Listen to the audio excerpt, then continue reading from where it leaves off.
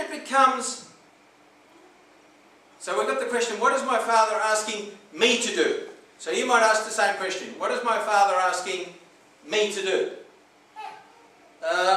Then it becomes, what is my Father, or our Father, asking us to do? Husband and wifey. What is our Father asking us to do? Then it becomes a little bit bigger picture. What is our Father asking this small congregation of Am Yisrael to do? Then it becomes, what is our Father asking the nation of Israel to do? And you know, it's the same answer for all. It's exactly the same answer for all. It's reject Egypt and embrace the promised land. Training. We've mentioned it before. You'll hear it over and over. We are in training. I'm absolutely convinced of this. We are in training. We are in training to enter the land of Israel. Whether it's after we pass from this world or whatever happens, we're training. We're in training. We're in training both as individuals, as families, and as a community, and as a nation. We are in training. That's why the answer to those questions is exactly the same. What is my Father, what is our Father asking us to do? It's to get our lives to a point where we truly rely on Him for all things. For all our, I don't like this word, needs. Not, what am I going to put here? You'll know. Wants. It's getting us to a point where we're prepared to rely on Him and Him alone for all our needs. Now, this doesn't mean, by the way, no activity or doing, or not doing, I should say, the necessary duties that are required to look after each other, to look after our families. It doesn't mean that we just sit here 7 days a week, 52 weeks of the year, and just wait. Because that would be like manna. Now I know you're sure and all this tied up, but He wants us in training. He wants us to work. He wants us to understand. And that is having an easy faith. Do you get what I'm saying here? If we could just sit here and it wouldn't be long, and we'd be so full of ourselves, thinking we were so great, if everything was just supplied. People come running in the door, said, here you go, folks. No, that's not what it's all about. That's what I'm not talking about. I'm talking about putting our whole lives in His hands and allowing Him to supply our needs. It doesn't mean sitting down and waiting for ungodly miracles. Now, I would like to never witness any more of the events that are listed on Tish B'Av list of events. But guess what? We will. But I'd rather not. Now, the only way that we can guarantee that, and there will come a time when it will be guaranteed, but what's the only way that we can guarantee such? It's to enter the land of Israel as our Heavenly Father would have us enter it at the time that He would have us enter it. That is, as Torah obedient followers, with what in our hearts? With ahav in our hearts. Allowing whose will to be done? Allowing His will to be done. And this is another thing I don't want to hear myself saying, but I have to say it, regardless of the outcome.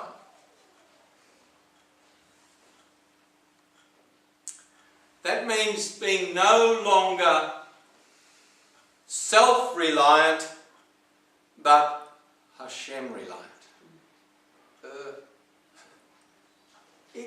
See, I can say those words here. I can sit up here and I can be, like a football coach.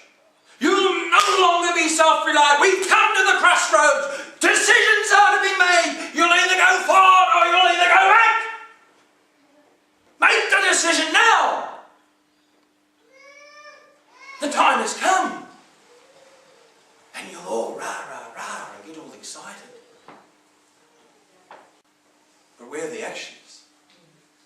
Because even if it isn't a grand final, it's a one-time action. What did Paul say about the race? It's a long race.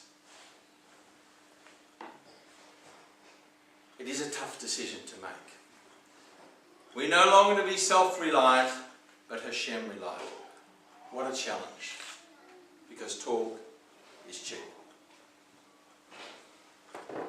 Every Shabbat, whoever's in control of that little clicky thing,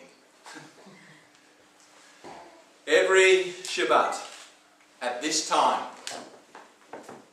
I look up at the board and I see the words, there is what? None like our Elohim. There is none like the Holy One of Israel. Well, perhaps it's time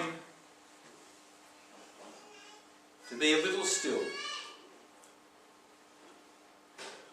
and let God be God. Because I truly know that I know that I know. And again, it's all right to say that. But that I know that I know that I know has to turn into action. I know that I know that I know that there truly is no Elohim like our Elohim, the Elohim of Israel. There's no God like the God of Israel. The Holy One, the set-apart one of Israel. And the only way that we'll ever enter, whether it's mini, major, or the absolute land of Israel, is to take that to heart. Somehow, to build on that, to change, and to have a drawing to this land. Because this land can only be lived in, and you'll hear this over and over again, you've heard it over and over again, but this land can only be lived in by Torah-obedient followers of Hashem. It's linked together. This land, who is going to be the king and who is the king? But who's going to be the king that reigns there? Yeshua. The Messiah, HaMashiach, is going to reign. And he will allow the reign. It'll all be under, as it is now, his control. Why is this land desolate now? Why is it in control of the Gentiles now? It's because we reject the promised land because we don't want to live there under the conditions that we must live there by. Do you understand? It is us. It's not the Arabs, it's not the Muslims, it's not the British. That's the problem. It's us as a people and as a nation. Because my God said, if you will just live by my commandments, do as I ask, get down on your knees, etc., etc., then I will drive out the enemies. This is still yet to happen. It will happen. Make no mistake. But it won't happen until we, the people of Israel, become truly, biblically, Torah, obedient and observant. It's not going to happen. So, I ask the question, how far are you willing to go to enter this land?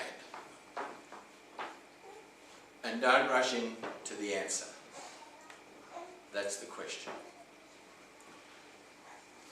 Because it's the place to be. It's paradise. Because there is no God like our God. So let us join together.